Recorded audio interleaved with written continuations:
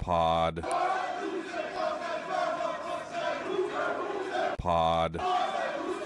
Welcome back to another episode of Say Who, Say Pod. He's Danny O'Neil in a sports coat, as always. I'm Christian Caple. I need a haircut, but you can't really see because I'm wearing a hat and headphones. That's going to be my new thing until I get one. I purchased this sports coat in Italy, so it's an Italian sports coat. Ooh. But so the big clothing city in Italy is Milan, right? Like that's where Fashion Week is and all. This was in Rome, and the brand is Spada. It was super affordable. Like I actually think it was like I would evaluate it as like a good deal. But then I realized like I might have bought Italian knockoff Prada. Right? Like if it's called Spada and it's from Rome, like maybe that's the maybe I bought some sort of bootlegging type operation, which made me laugh. This might surprise you. I've actually never been to Fashion Week. Can you believe that? Nor have I, Christian. Nor have I. Oh, man. You mistimed your vacation then. Yeah, exactly. I was going to get out there, get on the runway. Maybe I could see Pharrell doing some of his new stuff with Louis Vuitton. You remember Pharrell from Nerd, like the hip-hop producer? Pharrell Williams? Yeah. Yeah, of course. As I sit on the couch and rot my brain away scrolling through Instagram Reels at night, I get served a lot of like Pharrell producer tag videos talking about how he the 4 beats at the beginning, he kind of revolutionized like using the actual music as his tag rather than, you know, a spoken word. Yeah, somebody coming on and saying Mike Will made it. Yeah. Or DJ Khaled, who didn't even make the beat, just put his stamp on it. DJ Ill Will. That's my favorite. Pharrell now, I believe, is the creative director of Louis Vuitton. Wow. Good for him. Yeah. Hey, man, that's hell of a job if you can get it. Not with it. Doesn't have anything. I have no idea what the qualifications for that would even begin to be. I'm not certain if Henry Olsen has ever been to Fashion Week either. Kia has become cutting edge. Very, very, very, like the new ads that they have out. Like, okay. Hell yeah. Whether he has or he hasn't, though, you should head to Chuck Olson Kia in Shoreline, locally owned and operated since 1964. Family owned and operated by a family of University of Washington graduates. Believe it or not, they still have a friendly, low-pressure sales staff and a competitively priced selection of vehicles. And if you go check one of them out, you should ask for Henry Olsen. And if you talk to our pal Henry, you should tell him that Say Who, Say Pod sent you. This episode of Say Who, Say Pod also brought to you by our friends at Husky Mobile. Husky Mobile is partnered directly with the University of Washington to offer affordable phone plans for the Husky community, with up to 7% of each bill going back to UW Athletics. Subscribers can also enjoy game day perks like Fast Pass lanes, seat upgrades, and giveaways, all while on T-Mobile's nationwide 5G network. Use code ONMontlake at checkout to get your first month free when transferring your number. You can do that at gohuskymobile.com. Thanks again to Husky Mobile for supporting today's show. A brief, programming note. If you're listening to this and you're a subscriber to On Montlake, I hope you're aware by now. I've sent out enough emails about it, but On Montlake has moved from Substack to a different publishing platform called Ghost. The website is the same. It's still onmontlake.com. All the old stories and podcasts have ported over. If you go to onmontlake.com, you'll still see all my stuff. If you were a paid subscriber on Substack, you're now a paid subscriber on Ghost. Everything ported over. You don't need to do anything. No longer on Substack. So how about that? Congratulations. I think it's a great step. Knowing what I know about Substack and other platforms, I think this is a great step. This might be a little awkward. I would like to congratulate you on the recognition that you got from the Associated Press sports editors. And oh, thank you. One of the challenges of being an independent writer or independent media entity is that the promotional elements that exist for your work when you're working for a larger publication or for a different thing, they don't exist when it's just you. So it can feel a little odd to celebrate your own wins. I think you do a very good job of that, Christian, but I think your wins are big enough that we need to put a little extra bow on them and a little extra flourish. You were recognized by the APSE, which is traditionally an organization which has always focused on like larger publications, and I think it's just so cool what you built. Like as a friend, as a colleague, as someone who understands the difficulty of doing that, I think that what you've built it on Montlake is an example of how to make it as an independent, ethical journalist. And I think it's a really good product that you've put together, and I think it's going to become better on Ghost. Well, I appreciate it, man. Thanks for saying so. Being independent does kind of grant you the license to brag about any little bit of recognition you get and excuse it as like, hey, look, guys, I'm on my own here. I got it. I got to do this, right? It's for marketing. It's for promotion. So, that's probably not something that I or probably like any journalist loves doing. But being independent has kind of, as you said, put more of a spotlight on. I will say one of the pieces of recognition was for digital sections, which was a category I think used to just like evaluate a newspaper's or a media organization's website, and now it's a little bit more dynamic than that. Basically, you submit 5 pieces of content that show like how you're serving readers digitally. One of those, one of our submissions was our Say Who Say Pod episode the week after the Wisconsin game, and the section of it where we played audio from Jed Fish's remarks that week about being named for other jobs and such, and our analysis of it. So, Say Who Say Pod was a part of that. You were a part of that as well. Thank you for being a part of it. Well, that's cool of you to say. Do we know if it helped or hurt? It couldn't have hurt. Are you sure? Are you sure? Because I bet it's worth losing. It's a podcast. It's had a video element. We cut in sound. You cut in the sound. We did have sound on that one. One of the things that's interesting, and I don't know how you feel about it, but being independent, one of the real challenges is you're not being told what to do. And that's something you always complain about as a reporter. I don't want to write this story because everybody already knows it. And I just, like, we constantly write those things. Not most of our work, but some of our work is definitely stories we would probably choose to not write if it was up to us, or we would write them differently. When you get on your own, there's kind of a paralysis because it's on you. Like, okay, man, if you don't want to write that kind of story, don't write it. And it reflects you in a much more sort of figuring out who you want to be and how you want to do the job is a real challenge. And you've done that better than anyone else that I've seen. Like I think On Montlake reflects your experience, your sensibility, kind of everything that makes you a great writer, someone with great perspective, but someone also who has a really good perspective and sharp perspective on college football is in On Montlake. Check is in the mail. Thanks, man. I appreciate you saying so. It's very kind. 5 Huskies at the NFL Combine this week. Yeah. Have you ever wanted to go to the Combine? No, God, no. That's like if I had to make a list of the major sporting events that get a ton of coverage and that people talk about and get like, it's at the bottom of the list. Any opportunity to like talk to players in an informal setting, like I wouldn't say no to, but that's not the Combine. Like those guys are only available at press conferences. And if it's somebody who's not a day 1 or day 2 prospect, then yeah, like you might be the only person there really interested in talking to them. You might get a few minutes with them. I'm not saying like it's completely useless. But I don't like other reporters who have to cover it every year say it's like your cattle being herded. It's a very like depersonalizing experience covering the Combine. It is. You don't get to watch the stuff. It's the strangest, and I put event in quotes, because as an event, it's essentially Underwear Olympics.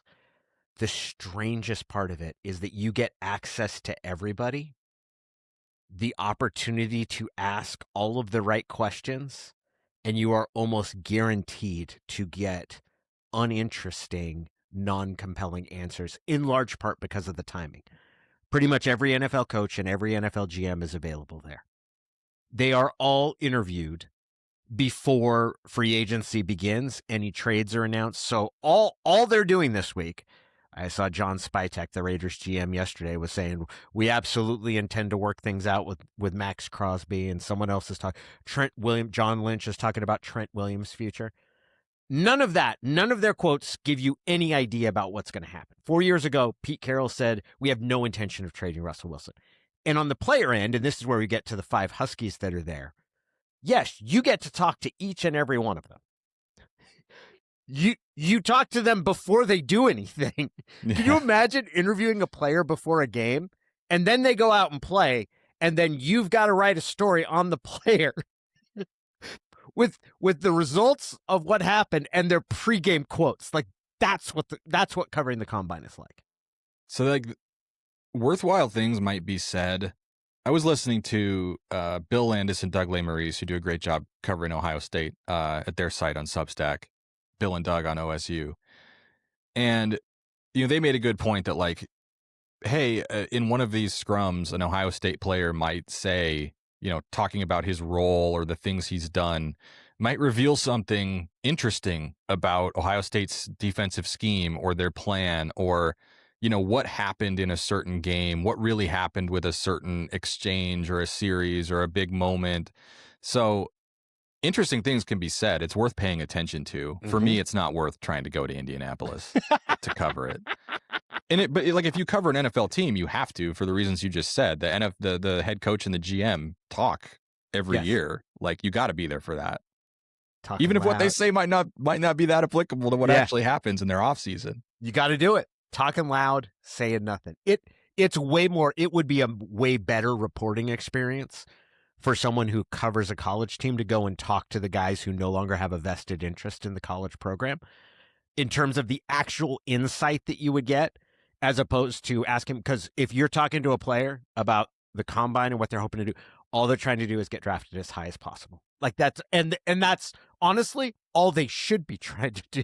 But all they're trying to do there is get drafted as high as possible. Say what the teams want to hear, say what sounds good. Like that is the sole objective. And every NFL GM and coach that's there is trying to not give away any sort of indication about what they're actually planning on doing in the offseason. And for those who aren't aware, like if you are a reporter covering the combine, you cannot watch the events. You watch everything on television in a press room. Like you literally cannot go in the stadium and watch the players like run and jump and stuff. You sit in a room with hundreds of other reporters. I would be a terrible person to sit near, or I went there for 6 straight years. I was a terrible person to sit near because all I was sarcastic, and just at one point, Tom Curran, who covers the Patriots, he was just like, basically, he's like, we can't sit near each other because we just are menaces. Like all we'll do is make fun of stuff. Are there, so it's Denzel Boston, Jonah Coleman, Carver Willis, Takario Davis, and Ephesians Prysock attending the combine. Any of those guys, any particular event you're most interested in? I'm curious about Denzel Boston's 40 time. I don't know how great of an impact it would have on his stock either way.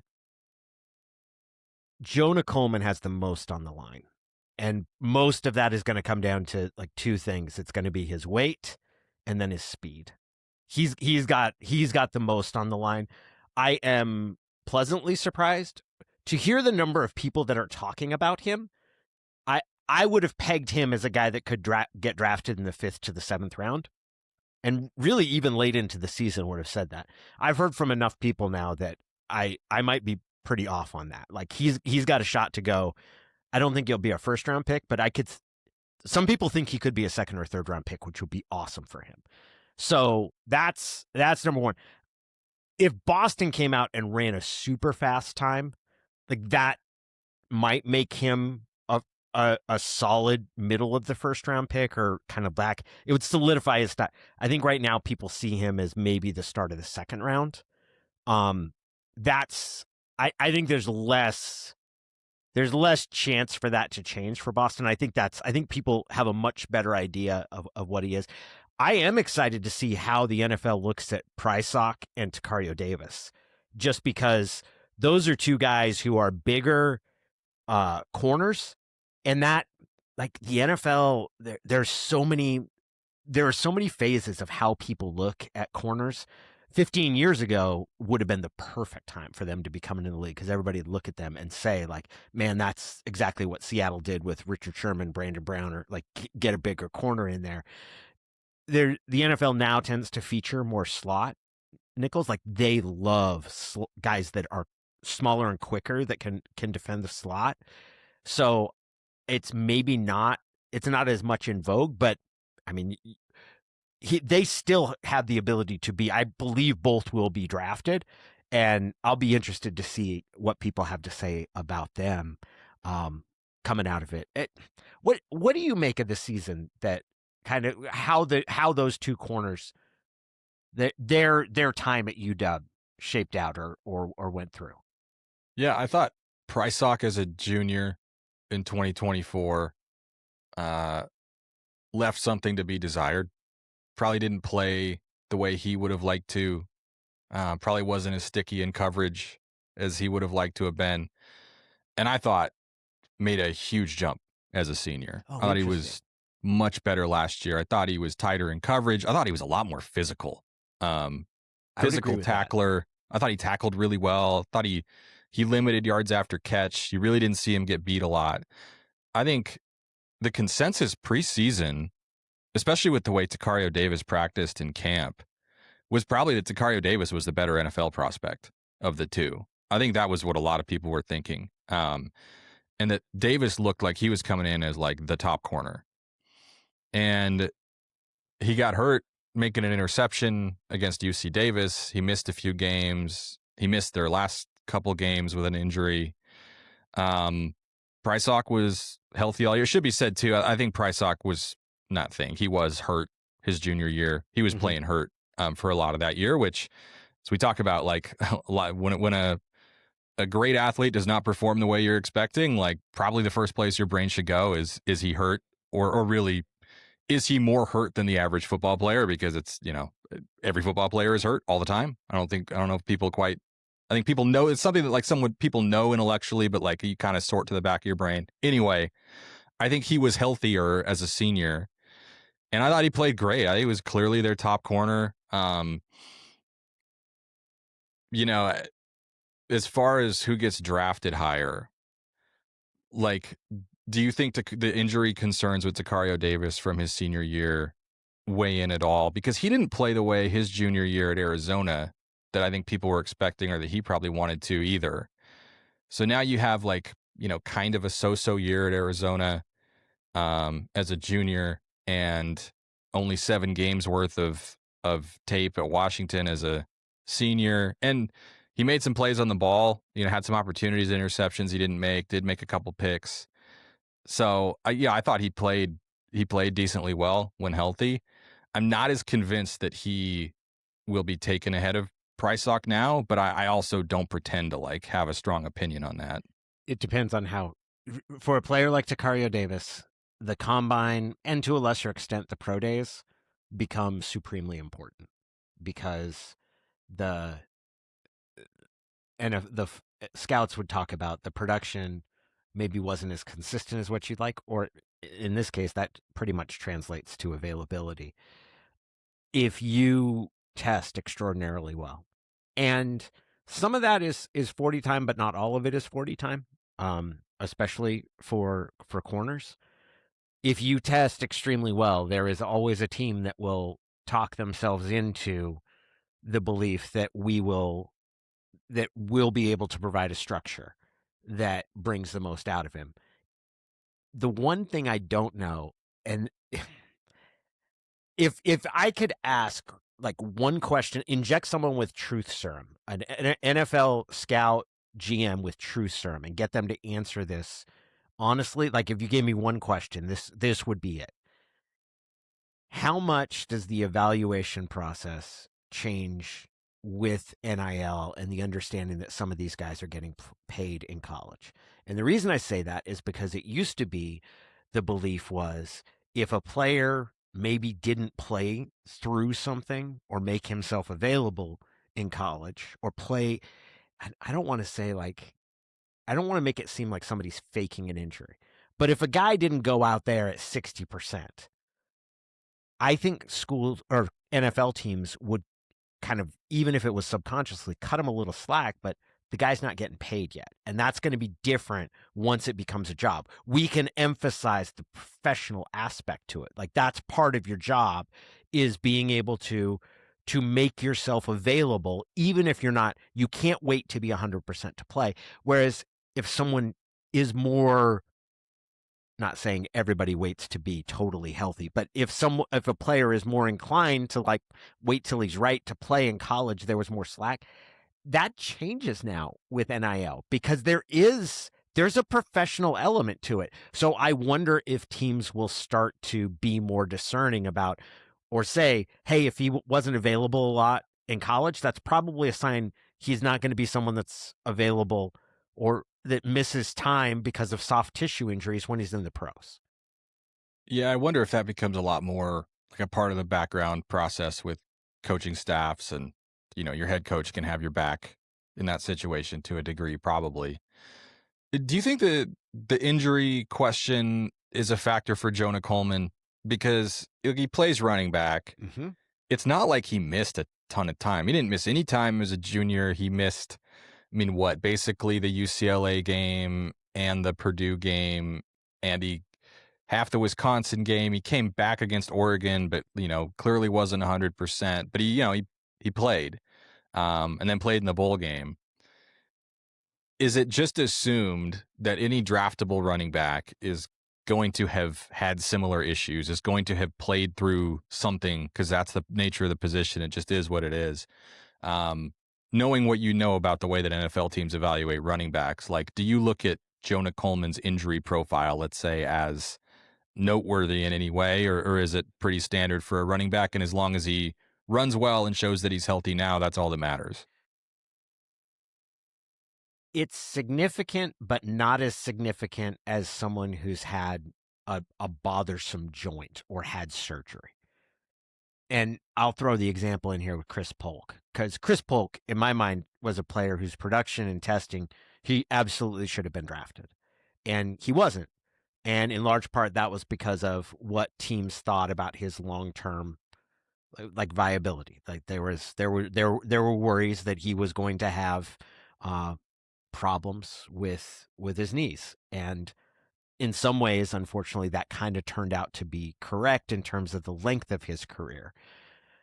That tends to be where someone, because you'll have players that are medically taken off the board, where a team just says, we're not going to draft this guy because we feel that an underlying injury concern makes it unlikely or less likely that he's going to be able to even fulfill the 4-year rookie deal. And there were teams that took Chris Polk off the board for medical reasons. I believe there were teams that took Miles Jack off the board too when he came out of UCLA.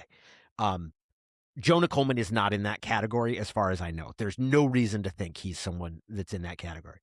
The way the injuries will be looked at, I think I could tell when Jonah Coleman wasn't 100% when he was playing this year. And NFL teams are going to say that of, hey, you see how injuries affect his production or how he looks on the field. And you can't assume 100% health. You kind of have to assume like, okay, that's part of what that's the variance that you kind of sign up for, of when he gets banged up.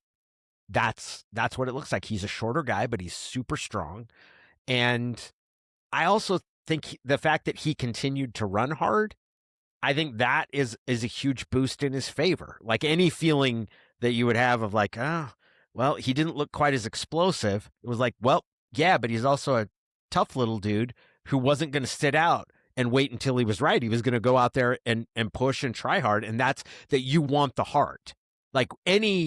So a long way of answering that is I don't think he's going to be someone who is taken off of draft boards because of medical questions. But I do think that there will be a question of how durable he is against an NFL workload. But I mean, playing in the Big Ten in the past 2 years helps. Those are big bad defenses.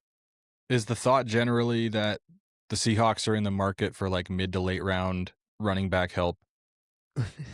I assume they're always going to take a running back with their first pick because that used to drive me crazy that they did that. Shout out Yes. Rashad Penny. No, yes.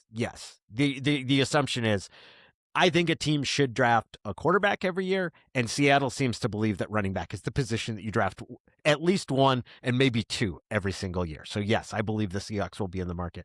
And John has liked guys with Jonah's makeup before. Kiero, they drafted a fullback once. I think it was out of Alabama, Kiero Small.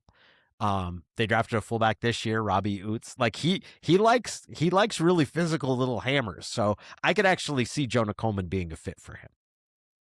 I seem to remember the two of us on this show naysaying the naysayers when they drafted Kenneth Walker, by the way. So. Oh, really? That I was like all for the drafting of Kenneth Walker? Well, maybe it was just me, and you tepidly agreed. I just know. remember I go people through were mixed things. I went nuts when they picked Charbonnet, where I was like, "Stop doing this! Like, just why is it?" And I mean, maybe.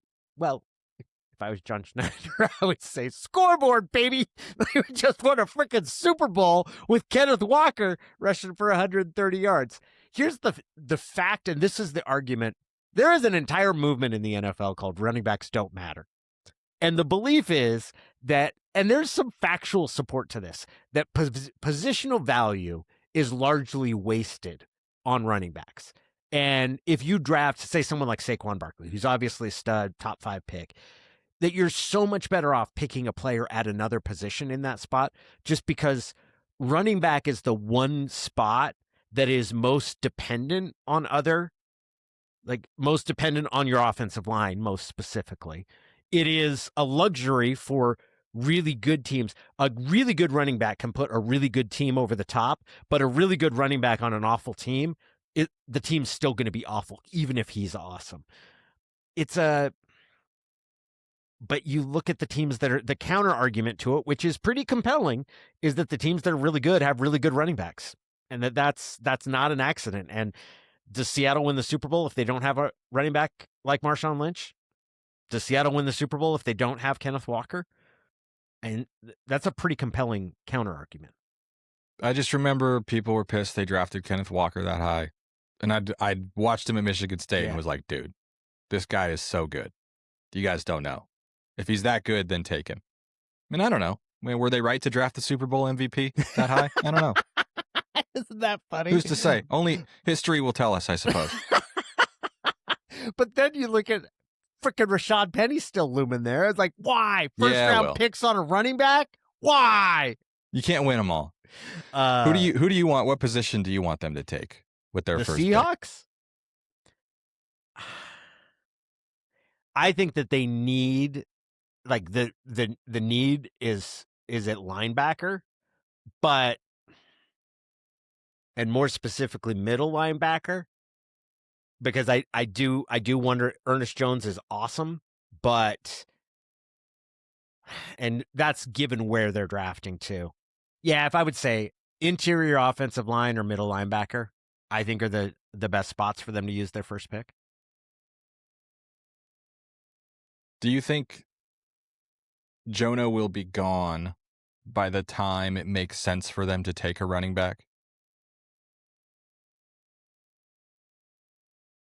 I'm going to say I think Jonah's going to go in the 4th or the 5th round. So no, I don't think he goes before it makes sense for Seattle to take a running back.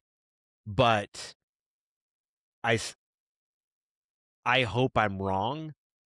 And I hope that Jonah does go higher than that. But if, like, you're asking me to kind of think, like, how I've felt about his pro prospects, I think he's a 4th or a 5th round pick.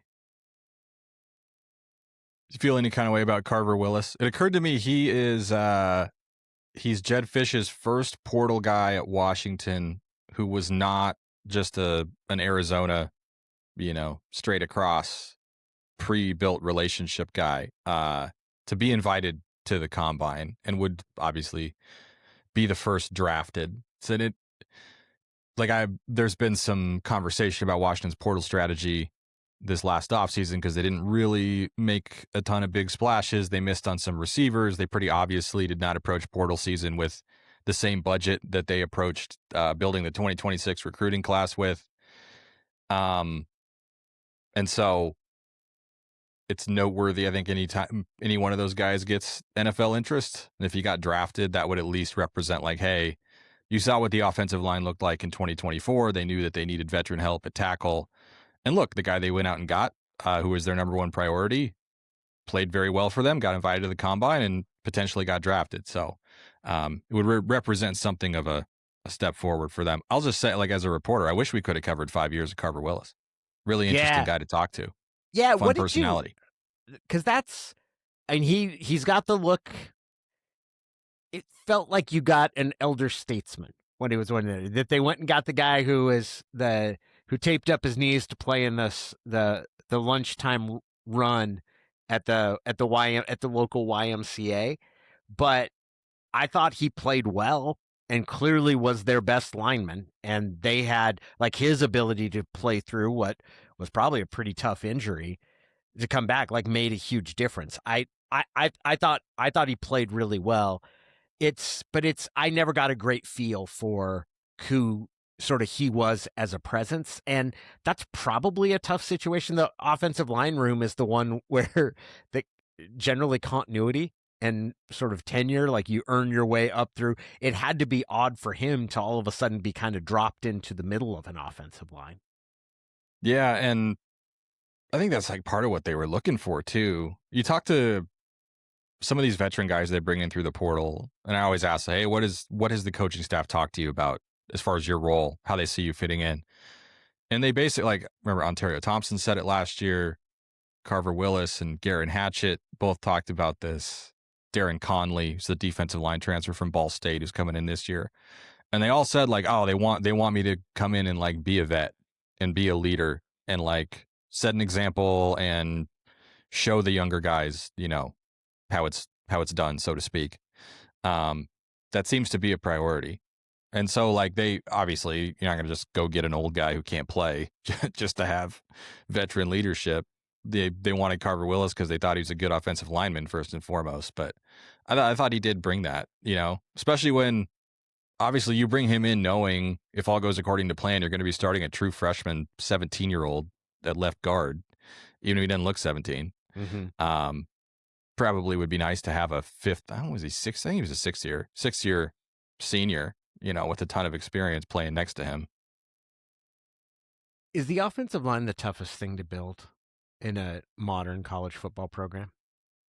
I think especially out west, Mm-hmm. it's the defensive line and then the offensive line. And I think the offensive line is a close second.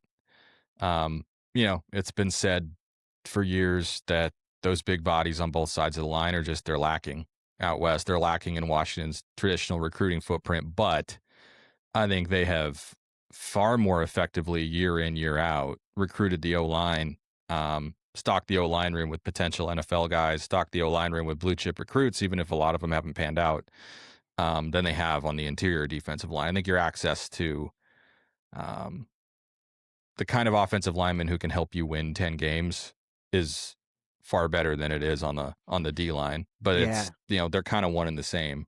Yeah. So let's kind of kick this around for just a little bit, because if you go back to Sark's,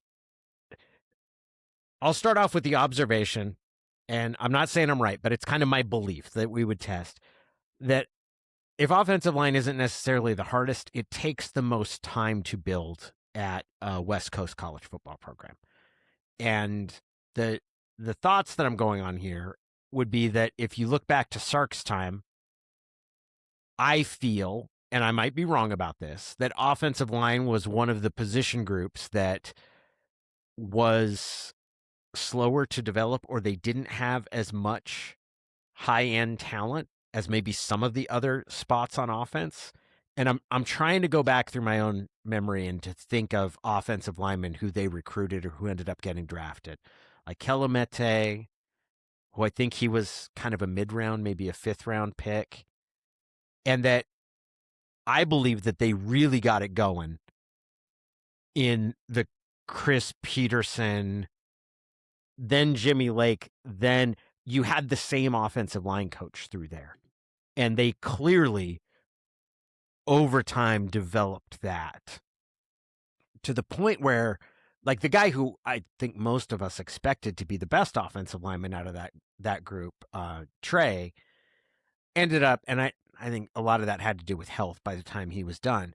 But around him, I mean, Caleb McGarry, Rosengarten, they had a lot of guys that get drafted, and some of those guys that got drafted really high, but it took them a lot of time, or a little bit of time, to set that up and really have that come through. Now I'll kind of stop there and we can test that.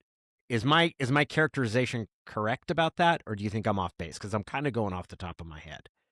Yeah, I mean, not just NFL draft picks either. Like Coleman Shelton is still playing. Yeah, he was like a 5th round pick, right? No, he was undrafted. Oh, was he? First team all conference guy by the end of his career. Probably like among the least appreciated players on their playoff team and during the Chris Peterson run. Jake Eldrenkamp saw some time in the NFL as well. Also Harris was not drafted. Nick Harris, 5th round pick. Yeah, Nick Harris was a 5th rounder. Of course, McGarry was a 1st rounder the year before. Oh, it's Wattenberg is the guy that I was thinking of that was drafted, not Coleman Shelton. Like Coleman Shelton undrafted and has had a good career. Like Wattenberg was picked. I think he's still playing in the league as well. Yeah, 5th rounder to the Broncos, I think. That's what's wild, like that 2021 offensive line that struggled so much, that had Luke Wattenberg starting at center, Jackson Kirkland starting, obviously playing very hurt. He wound up going undrafted the next year too, after coming back to college. I believe he's still on the Bengals roster. So he's, another guy undrafted, but is in the league. It's the hardest position to project college success behind quarterback. Like there's certain guys who are pretty can't miss body and athlete type. You'd be real surprised if John Mills didn't make it work. You'd be real surprised if Cody Green doesn't make it. Certain guys who move a certain way at a certain size, it's like something has to go wrong for this guy to not pan out. But, for every one of those, there's Miles Morale, who was, you could argue, like that 2020 class, which was a really good class prospect wise. It didn't quite hit the way that 2019 did. But you could argue Miles Morale was like the biggest recruiting win. Top 100 offensive lineman from modern day who had USC, not just an offer, but like serious interest, and chose to go to Washington. That was the center of the future. And, it just didn't work out. He just didn't become that guy. Owen Prentice locally, that was a huge win in the 2021 class, an offensive lineman who Stanford wanted, an in-state offensive lineman who Stanford wanted, and Washington got him. And it just didn't work out. I think he got banged up, wound up walking away from football. So it's like, that happens at every position. I think on the O-line, it's so much harder to forecast. How many schools could have known that Parker Brailsford could be a preseason All-American starting center at Alabama? Yeah. And Parker Brailsford had offers. Like Parker Brailsford was not a nothing recruit. He had Washington. He was a Power 5 target for sure. Forget off the top of my head where he was ranked, but he was 3 stars, but it wasn't like crazy low. It was not like a low 3-star. Nick Harris was not recruited. Like, I think he had 2 FCS offers, and Washington offered him because they scouted Luke Wattenberg a ton and they saw him. And who could have known Nick Harris would be a 2-time first team all conference guy? A lot of guys get passed over because they are Nick Harris's size, or they are Parker Brailsford's size coming out of high school. And, it's a little bit of the Desmond Roebuck conversation, where if you are not this tall, this heavy, with this kind of frame, with these kind of measurables, like, we're just not even going to look at you. And so they've hit, on a couple of those guys too. And so I don't know. O-line construction and how you forecast that and how you develop that. I do think in the NIL era, you're seeing this change a little bit. I still think that's the position group that's the easiest to keep together. Mm-hmm. That like I it's agree the with that. easiest to convince someone who hasn't played that they should stick around because it's the hardest position to start over somewhere else at. But that didn't stop Paki Finau and Zach Henning from leaving. Yeah, some of that might also be path to playing for them as well, though, where they're like, Oh, definitely, yeah. this isn't going to get my I don't have a clear path to the field here. And if that's the case, I I should move to somewhere where I see that if I see a more direct path, I'm going to take it. I'm going to now revise my hypothesis. If I started out with the sort of the idea that it's the longest to build, I think the key, I do agree with what you said about the offensive line, maybe behind quarterback being the toughest to predict or project. And then the second thing, I think the biggest factor in whether or not you succeed there, as opposed to sort of perceived talent levels or actual talent level, is the culture that the program builds in its offensive line. I think offensive line is unique on football teams in the way the sense of camaraderie that those guys develop, the communication between them that it takes to actually effectively, like, there's the understanding of what the guy next to you is going to do without him saying it or without you needing to spell it out. Like, chemistry matters a lot, and just understanding how you play. I think the culture of an offensive line group matters a ton, and maybe more than just raw talent. Like, you always need talent, but it's me, that idea you said of like, hey, this guy doesn't necessarily project as this top player, or this guy has all the tools that you want. The really critical factor is the culture of your offensive line room, and that is tied into the coach, but it's just kind of how guys teach the young guys in that group. And in that way, that's one of the reasons that it's longer to build. I think that over the course of Chris Peterson and then bleeding into both the Jimmy Lake and Kalen DeBoer's 2 years, you saw the result of building an extremely strong culture within their offensive line group. You saw it both in how they played and then the number of guys that ended up getting drafted. And starting over and building that from scratch, which is absolutely what Jed Fish was tasked with, that's going to take a little bit. Having Carver Willis get drafted would be a huge step in that, because it would be an example of, here's the type of guy, here's the type of player, here's the type of work ethic, even if it was only for 1 year that you got to see. It establishes a level of toughness that is expected and then rewarded at the next level.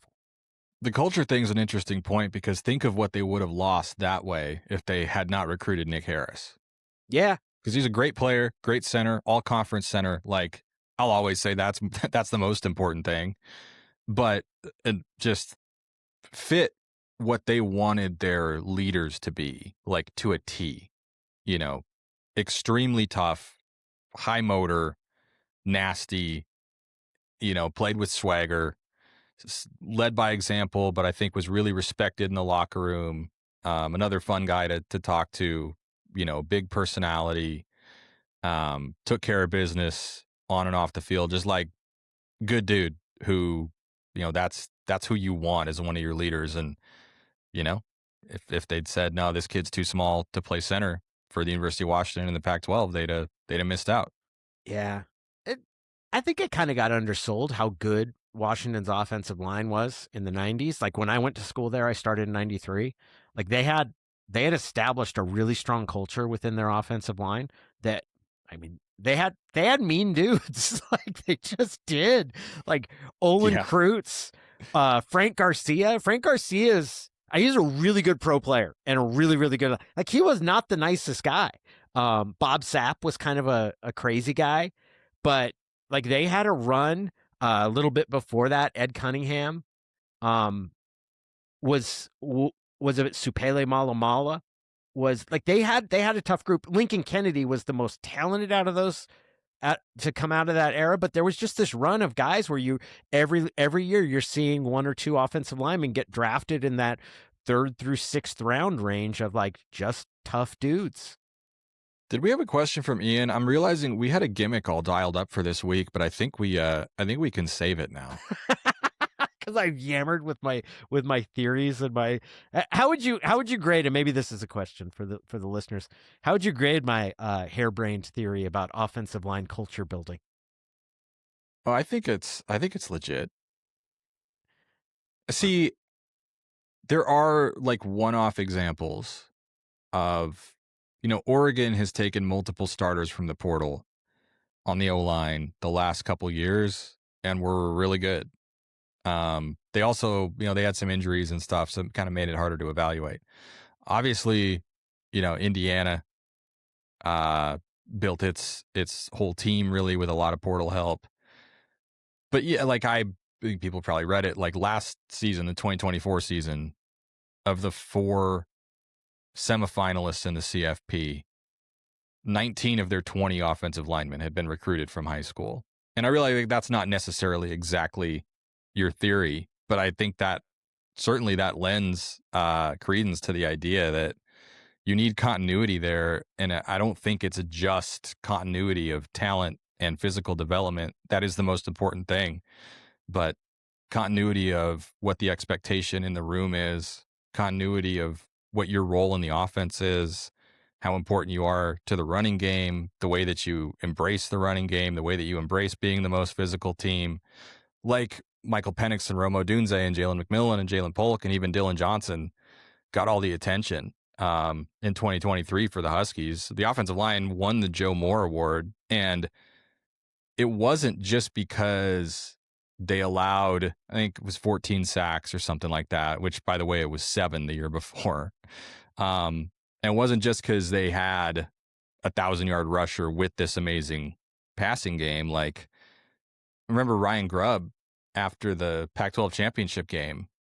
You got Michael Penix, you got all these receivers, and they came out running the ball and talking multiple times throughout that season, and that was one of them, about how we really challenged the offensive line to like be the most physical team this week. And we watched film and we knew we could run the ball, and like we put it on them. And that's very much a cultural thing. Mm-hmm. And embracing that, like, this is not just snap the ball to the quarterback and let Michael Penix make plays. Like it doesn't just start with us. Like it is us, we are as much a part of this as anybody else on the offense. Certainly, if you look at Colorado and Deion's time there, like they had a guy that was a top 5 pick in Travis Hunter. They had a quarterback who was a Heisman finalist. They put up all sorts of numbers. They put receivers in the NFL. They haven't won that consistently. I think a lot of that ties to the offensive line.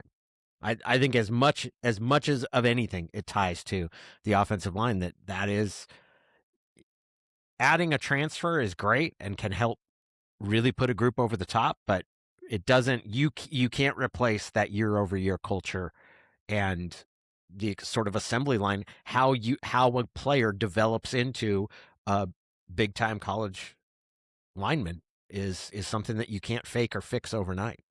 And you can hit the portal for, look, you might be in a year where just the roster dictates you need 2 starters, but I think really do need to prioritize guys who like fit the culture and fit what you're trying to do O-line wise, right? And so like, be wary of someone who's maybe just looking for the biggest check and, a way stop on his way to the NFL, who, you're looking for someone who actually really wants to be part of it and is going to embrace that, when Carver Willis, when Colt Dietrich, whoever it might be, is told like, hey, we need some veteran leadership at that position. Like you want somebody who really takes that seriously.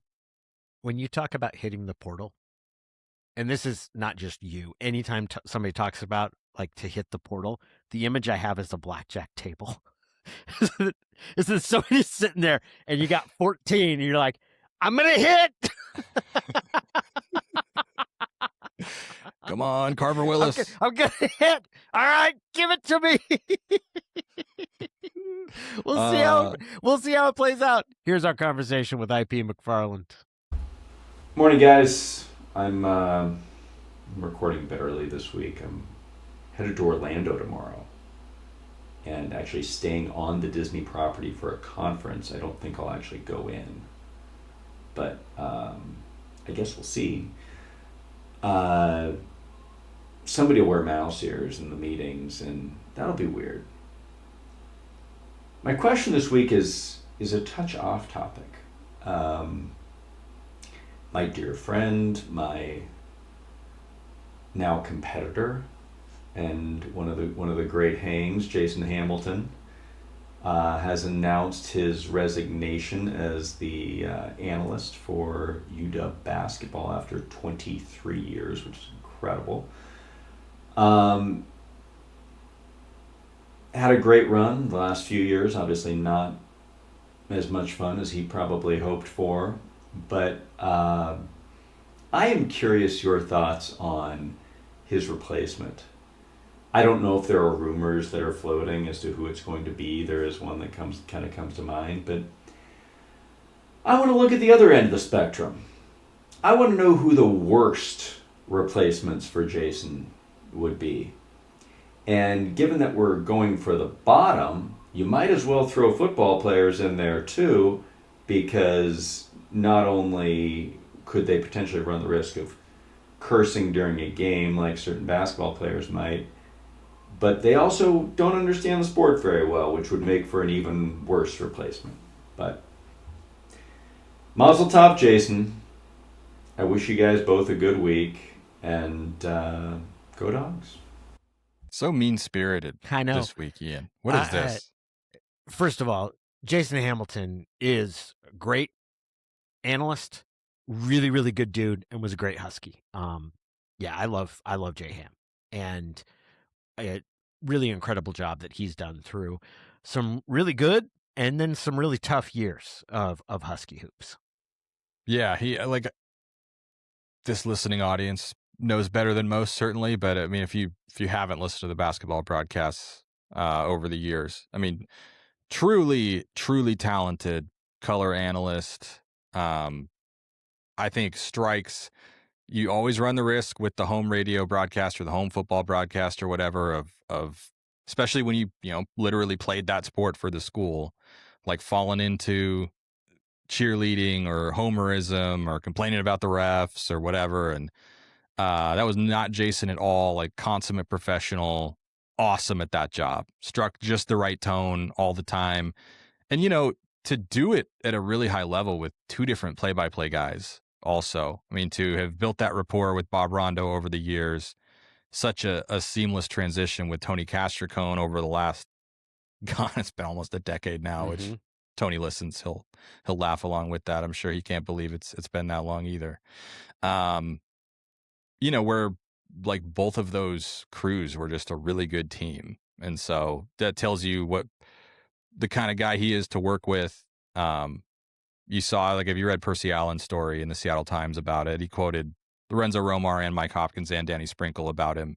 Clearly well respected by every head coach he's done that job during their eras with. So happy whatever's next to Jason Hamilton. I think whatever's next is just like everything else going on in his life. It sounds like I don't think he necessarily. I didn't get the vibe from that story that he necessarily like wants to stop doing it. It's just like, hey, I got a day job and a lot of stuff going on, and it's just getting harder to do it all. Yeah, no, very much so. And you should be able to take on new challenges or open yourself up. Make sure that you're taking the fullest advantage of stuff you won't be able to do again.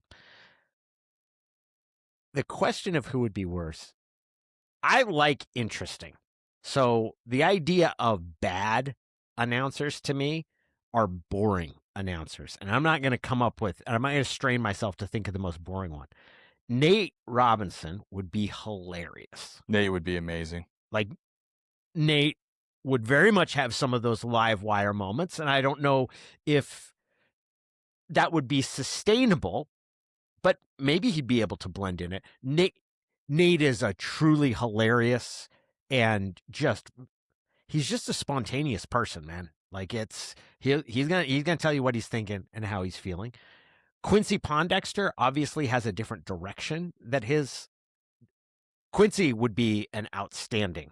I mean, I think Quincy would be awesome at anything he does, but I think that he would be an exceptionally interesting analyst as well. I think you get a ton, maybe not quite the emotional volatility of Nate Robb, but you would certainly get a lot of perspective and insight that about both the game and life as a college basketball player from Q. He could coach. He could coach during commercial segments, like to carry out his coaching duties during timeouts or whatever. I like that idea. I like Quincy that idea. Pondexter's going to step away for this timeout huddle now. He's got to drop an inbounds play. Yeah. Isaiah Thomas came to mind. IT would be phenomenal. I get the sense he wants to get into coaching. I get the sense he's literally tweeted that his goal is to be a coach at Washington someday. And I think he's coached AAU recently too. He has a son who's playing. So, but I think he, he's an alum. He's the most recognizable name probably in program history at this point, at least among people our age. And he's got a ton of NBA experience, right? Mm-hmm. So cares about his alma mater, but it's not the end all be all to him because his career took him to greater heights than that. He's seen it at the highest level. He's played in the NBA playoffs, and at a really high level. And so I think would bring a lot of that passion, would probably have some of those moments where it is just like a raw emotional reaction to what's happening in front of him with his alma mater, but probably has a little more seasoned perspective now than he would have, 10 years ago or whatever. I don't know that that's something he wants to do, but I just remember from covering him, he was he was an interesting guy. He was honest. He he's a gym rat's a gym rat. I mean, just absolutely obsessed with the game, obsessed with basketball, lives it, breathes it. So he'd be fun to listen to. We're not answering Ian's question, but that's fine. I disagree with the premise. Yeah. Who would be? I'm thinking who would be Washington's Bill Walton? Just totally off the wall. Love him or hate him. This guy is going to be an experience listening to this guy. Bob Sapp. He's a football player though. Yeah, but that's Ian kind of opened that up. It would be Sapp. If the answer to Ian's question is Bob Sapp, because if anybody knows Sapp, he's always been goofy. And he used to tell me, and I actually think he was telling the truth, that his parents dropped him off. He's from Colorado, I think from Colorado Springs, but he's from Colorado. He was recruited to the UW in the early 90s. His parents dropped him off a week before people were supposed to show up and then just left him. Didn't leave him with a phone number, and Randy Hart had to come and take care of him. It was before the dorms even opened. And I'm not necessarily sure that Bob was lying about that. He went on to have a career as a professional fighter, but his career, it has to be put in a little bit of quotes only because it was in Japan and there are overlaps with professional wrestling when it comes to the mixed martial arts or pro fighting and pro wrestling there. And Bob's career at times toggled between the two. He definitely was a pro wrestling character, even though that he was fighting for real. And then the end of his career was, he did not exactly distinguish himself with the results, but he's hilarious. He's really, really funny. But I don't know if you'd be getting insight from him on the game of basketball. Bobby Jones would be fun. Oh, yeah. Yeah. Bobby Jones or Justin Holiday. Yeah. Justin Holiday's got some sharp insights. He might sharp guy. And he's super, super observant and understands how. He knows a lot about how the game of basketball works. He might be a little too honest about sort of how the sausage gets made at high level basketball, but super interesting perspective. Hell of a player too. You could continue trying to convince young people that Jamal Crawford actually played at Washington. Yeah. Make him the color analyst. He's like an honorary member of every Seattle basketball institution at this point, even though he played at Michigan. Yeah, did not play at UW, did not play for the Sonics, but is embedded. I annually get into arguments. Jamal's the best basketball player to come out of Seattle. I'm I will listen to the counter argument on Jason Terry, recognize it and accept it, but the answer is Jamal Crawford. Brandon Roy is one of the best basketball players I've ever seen in my life, and it's just his career didn't have the longevity it should have. I'll also be someone that would tell you that his sophomore in high school, Brandon Roy at Garfield High, before the first knee injury, was I've never seen anybody elevate like that, and I have covered the NBA. Like it was unreal. Man, there's been some good hoops talent that's come through Seattle and that program. Did you know that the head coach of the San Antonio Spurs is from Seattle? Oh, yeah. Mitch Johnson. Yeah. I was telling Yeah, somebody that the other day, and they're like, he's not from Seattle. I'm like, yes, he is. He beat my alma mater in the 2005 state championship game. Ed O'Day? Mm-hmm. Yeah. Mitch Johnson, a hell of a player. Good point guard. Played at Stanford. Yes, he did. Smart kid. Yeah. He was, there's some picture of him wearing a Sonics shirt on the team plane or something. Oh, really? Oh, that's cool. Was it Sonics or Seahawks? I forget. Yeah, it could be. His dad played for the Sonics. Yeah, right. I'm pretty sure it was a Sonics shirt. Anyway, Seattle's out there, man. You just got to look for it. Maybe someday we'll be able to watch the NBA again. Thanks for doing the show. It was very, very fun. I appreciate everybody's indulgence on my crackpot. We'll have a list of my crackpot theories about college football programs and talent development. The crackpots will talk to you again next week.